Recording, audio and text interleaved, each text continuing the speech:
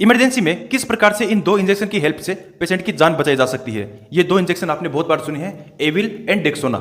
Evil जो कि 2 ml के एम्पुल में अवेलेबल रहता है, जिसके अंदर जो केमिकल कंपोजिशन होता है, जो साल्ट होता है, वो होता है फिनेरामाइन मेलेट। इस ड्रग को class antihistamine H1 receptors blocker के अंदर इंक्लूड किया गया है, जिसका मेन फंक्शन होता है it will relieves severe allergic like symptoms. Severe allergy से बॉडी को बचाता है। दूसरी तरफ अपन बात करें डेक्सोना की, तो डेक्सोना का भी 2 ml का एम्पुल मार्केट में आता है, जिसके अंदर केमिकल कंपोजिशन होता है डेक्सामेथासोन।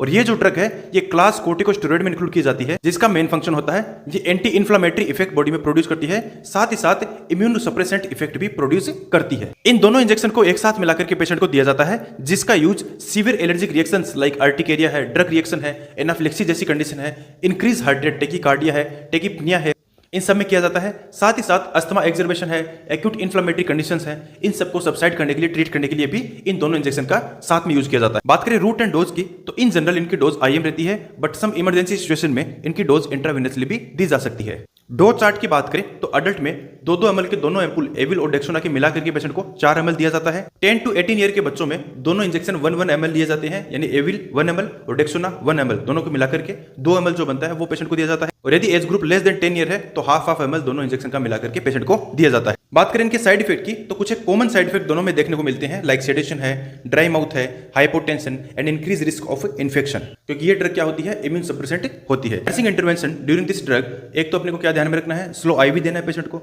इनके अलावा पेशेंट को heart rate, blood pressure monitor करना है, क्योंकि ये ड्रग क्या कर सकती है, टेकीकार्डिया और हाइपोटेंशन कोज कर सकती है। और इन ड्रग्स को लेने के बाद किसी भी हेवी मशीनरी को या ड्राइविंग को अवॉइड करना चाहिए, क्योंकि ये सेडेटिव इफेक्ट भी प्रोड्यूस करती है।